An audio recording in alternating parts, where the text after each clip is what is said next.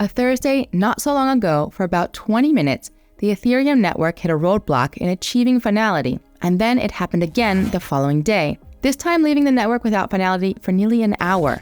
So keep your cool. We're about to unpack this finality issue in a moment. Two similar incidents in 24 hours. That started to raise eyebrows for the market's number 2 crypto.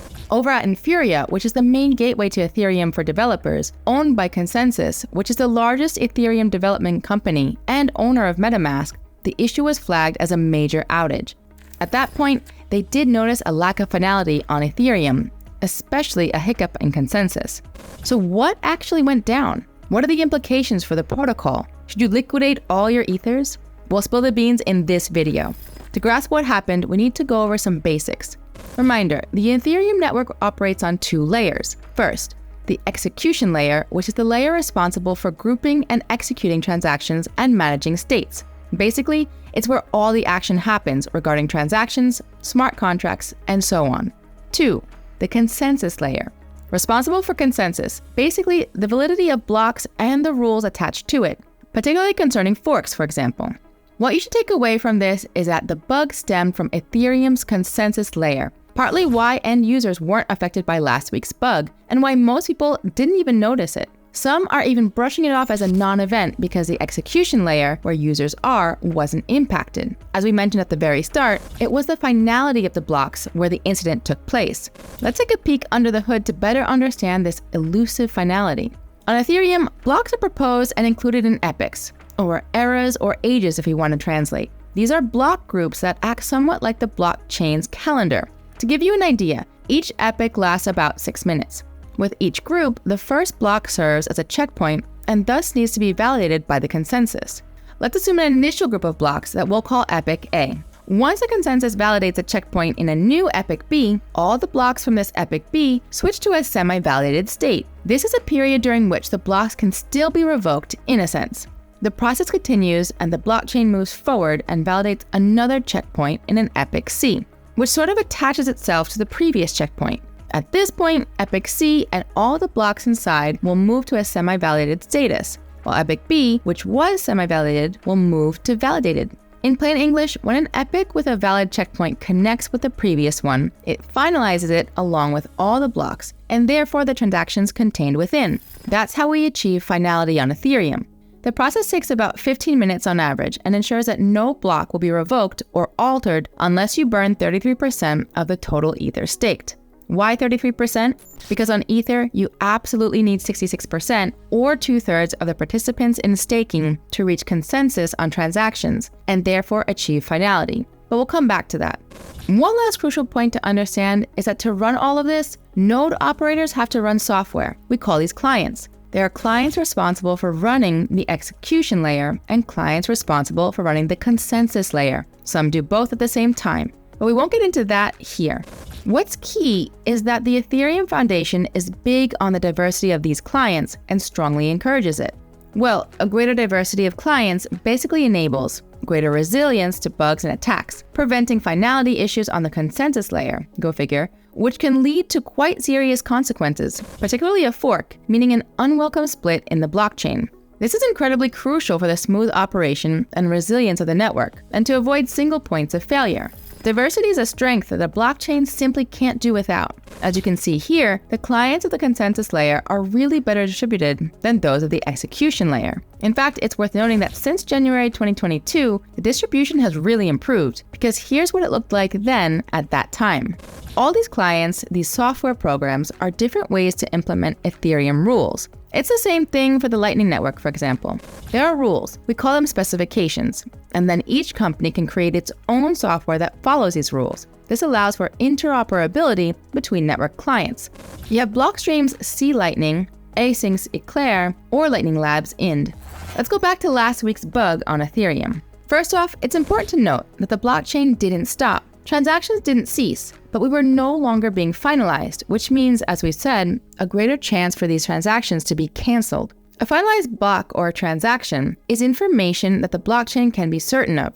What happened was that the majority of the consensus could not be reached for several epochs. During this period, the blockchain behaved as if a large number of validators were suddenly offline. Well, As if, because in reality, that wasn't exactly the case. But what then exactly happened? Initial details are beginning to emerge. From what we now know, certain consensus clients, the ones we mentioned earlier, were flooded with obsolete information by the nodes. It's a bit like if you received a bunch of emails about a soccer game that's already finished, but the email didn't contain the game's results. On top of that, the nodes sending this information were not up to date with the latest blockchain data, causing even more issues. As a result, the clients found themselves having to use a lot of resources to handle this.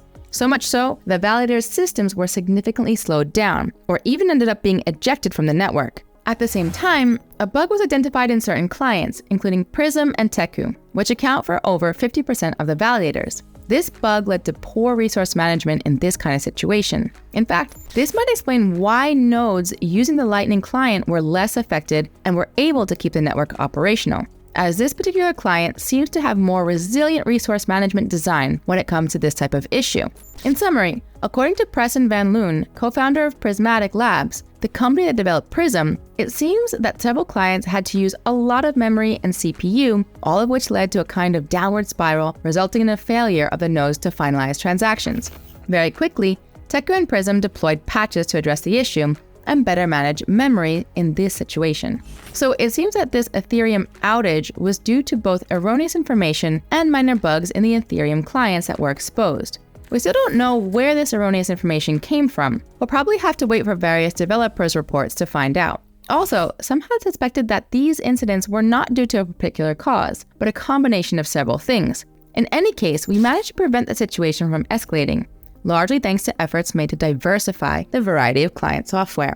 In 2021, for example, the Geeth client, which was largely dominant at the time, had a bug that caused a fork, in other words, an unwanted split in the chain. Superfizz, an Ethereum core developer, even notes that in this kind of situation, we could have completely avoided the loss of finality if no client had more than 33% of the nodes. Unfortunately, as we saw, this isn't the case, and even though the situation has improved, there's still work to be done. As we said, this incident didn't really impact users, and in the end the situation seemed to return to normal fairly quickly without the blockchain being stopped. One of the reasons why the blockchain didn't stop operating is Gasper, a set of components that allow Ethereum to function even with these kind of issues. It's sort of a spare tire. This event, for the first time, triggered what's called an inactivity leak on the Ethereum network, which is one of the components of Gasper, in fact. This is an emergency measure that kicks in when the chain hasn't finalized consensus for 4 consecutive epochs. The goal is to regain consensus and achieve finality as quickly as possible without having to stop the network. For many blockchains, as soon as consensus is lost, the blockchain supply simply stops. Upon triggering an inactivity leak, validators no longer receive rewards, but penalties remain unchanged. In a nutshell, inactive validators see their inactivity score rise over time, and with it, an increase in penalties. The idea is to encourage validators to actively participate in the consensus as much as possible. The goal of all this is to protect consensus over the long term and regain transaction finality as quickly as possible. If more than a third of validators were to be disconnected, as has been the case in recent days, the objective is especially to prevent a fork. This system is supposedly to protect the blockchain in case of a catastrophic event. The mechanism actively burns the staked ether of inactive validators, and this can happen quite rapidly. Fortunately, as the issue was resolved quite quickly, very little ether was burned, approximately 28 in total. We indeed had a demonstration of the effectiveness of this backup mechanism. The protocol as a whole performed as expected in case of a consensus issue. It can be considered a success. The concerns were justified because even today, Ethereum still represents nearly 60% of the entire DeFi ecosystem, which is enormous. A sudden loss of confidence due to a bug, for example, could be catastrophic for the ecosystem. Let's look at the positive side of things in this story. Abdulhamid Bakhta, who we previously had on GA Crypto, has noted several positive points about it. As we explained earlier, the network did not stop. With the loss of consensus, it wasn't guaranteed, but thanks to Gasper and its mechanisms, Ether was able to function almost normally. Let's be clear, in most other blockchains, everything would have been probably halted. We can't help but think of Solana, for example, which stopped for nearly 7 hours after consensus lost, requiring a reboot following developer consultations. Ethereum recovered without centralized intervention or significant coordination. The clients were able to individually patch the errors, and the developers were able to identify the issue in a relatively short time, we have to admit. An inactivity leak was triggered, which had never happened before, adding resilience to the protocol by demonstrating the effectiveness through direct experience. Furthermore, as Abdelhamid rightly said, the strength and resilience of Ethereum lie in its diversity and unique consensus mechanism. Ethereum is not a monolith, but rather an assembly of multiple components, and individually, none of them poses a critical risk to the network's operation. It's likely that in the future, other components may fail or experience bugs. It's part of the game. Increased complexity inevitably leads to more bugs and risks. However, the blockchain should continue to function properly, and this incident perfectly illustrates that.